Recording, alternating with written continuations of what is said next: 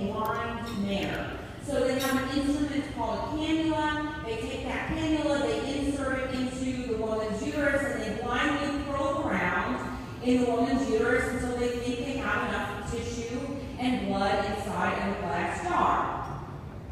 That glass jar goes through a pass-through in the wall into a lab called the POC lab. Now, some of you may know that POC stands for Products of Conception.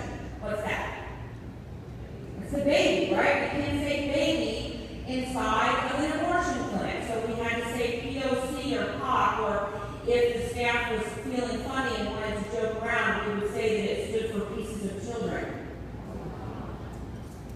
And inside the POC lab, there was a technician there to reassemble the parts of the baby that had been suctioned out of the woman's uterus. We did that to ensure that that all of the parts were out and could be accounted for, because if we left part of the baby in the woman's womb, she could develop a very serious infection that could be fatal to her.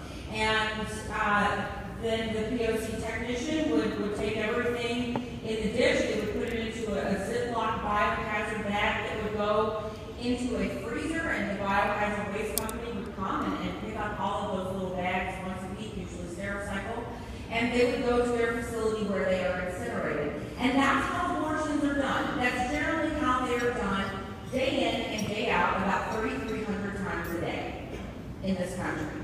And that's what I was used to. So I was surprised when this doctor was describing that he actually used the ultrasound during the abortion. And he said he did this because it was safer for the woman, and it allowed him to, in his own words, visualize his target. And I, for one, thought that at Planned Parenthood we were all about protecting women. That's what we said we were there for. So I was called in to assist during this ultrasound-guided abortion so that I could learn something, so that he could teach me something. And I did learn something that day. My job was to hold the ultrasound probe on the woman's abdomen during the abortion. We did the measurements, and we found that the woman was 13 weeks pregnant. Now, 13 weeks, everything that we have, a child in the womb has. Arms, legs, heartbeat, brain waves, internal organs. Outside of the womb, the baby's about this big, and we can even tell if it's a boy or a girl. And I remember looking at the screen, and I remember thinking, wow, it really does look like a baby, but it can't be, because Planned Parenthood has told me that it's not. And I knew one thing was for sure. I knew that this fetus, this POC, was not going to feel any pain, because Planned Parenthood had sent me a memo about it. The most commonly asked question that I got asked from women having an abortion was this: will my baby feel this? They wanted to know. And see, in our culture, we equate pain with humanity, even though that's actually false. But that's how we do it in this country. That's how we do it, generally, in our culture. If something can feel pain, then there's humanity in that person. And Planned Parenthood knew that they had to have a very good answer, a very good response. So the scripted response that we were to give back to these women when they asked that question was this: no, the fetus has no sensory development or does not feel pain until 28 weeks. Now, do you believe that?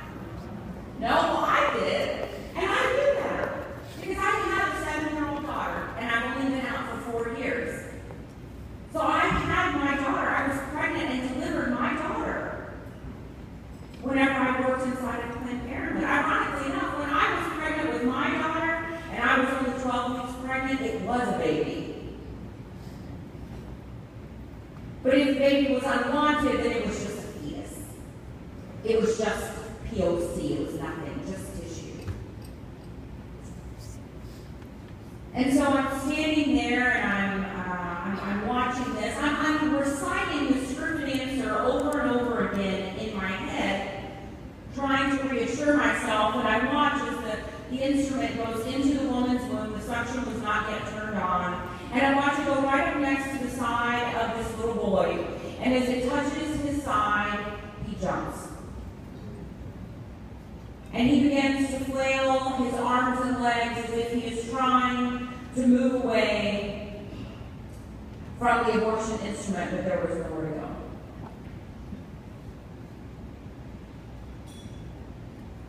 The doctor asked the technician to turn on the suction, and he said, "Beam me up, Scotty."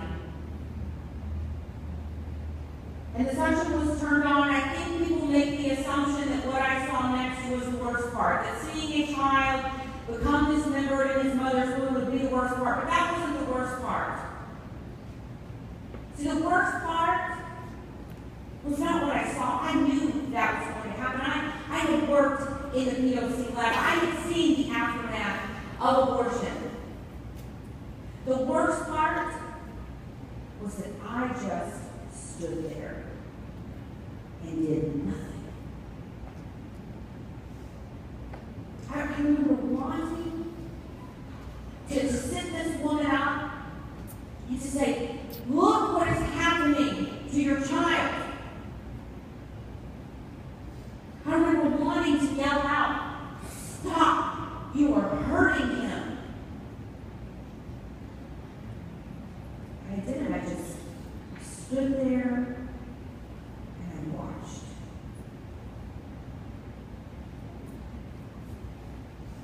You see, I don't believe for 1 second that abortion has been legal in this country for over 40 years because of Planned Parenthood, because of other abortion facilities, because of pro-choice legislators. I don't believe that's why we have had abortion for over 40 years in this country. I believe it has been legal and continues to be legal because of one thing, and that is apathy. Our apathy. I want you to hear a number. 72%. 72% of women who have abortions come from our churches. You see, this is on us. We think we're immune to it, don't we? We think we're immune to sin. No, we're Christians. We go to church. We don't have sinners here. See, we don't have to go out and look for abortion in our churches. Abortion is already in. I'm part of a pro-life pastors council in Texas. I don't know why they keep me around 600 pastors and me. I'm not very nice, but we go out and we try to invite other leaders of the church and other pastors to be a part of our coalition. We ask them to do 4 very simple things. And, I just love it when I go and I meet with a pastor and he looks at me and he says, "Abby, I'm pro-life, but I don't want to offend anyone in my church." So that's what's happening. I don't know when it happened, but at some point in time, we have become more concerned about offending people in our church than we are concerned about offending Jesus Christ.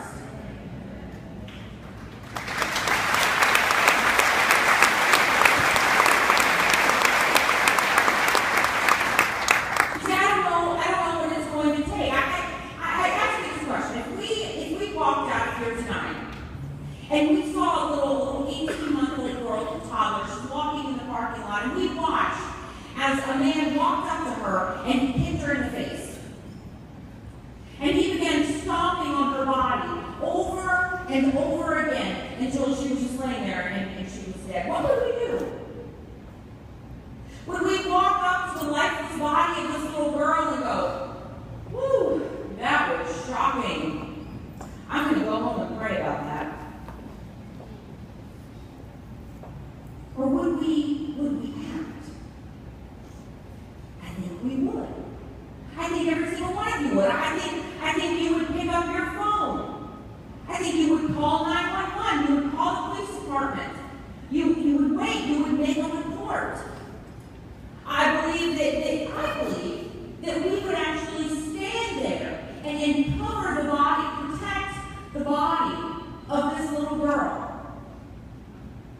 would guard her.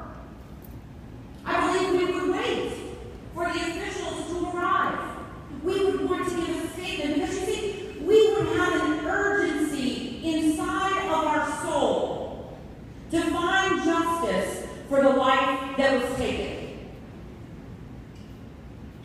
I believe we all would, but my question is this: where is the justice for the 3,300 that die every day?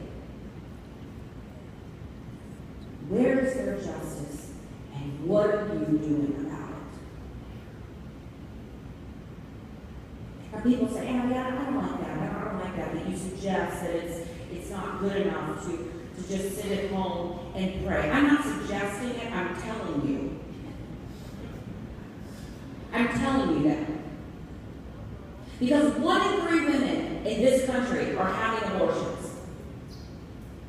And if you tell me that inside of your spirit that you feel like staying at home and praying about it and just praying about it is enough, I will tell you that your prayer life is not serious enough. Because if you have a really serious prayer life, you will be moved to action. You won't be able to stay at home. You'll have to be involved. Guys, there is a place for every single one of you in the pro-life movement. This is not your pro-life activity for the year.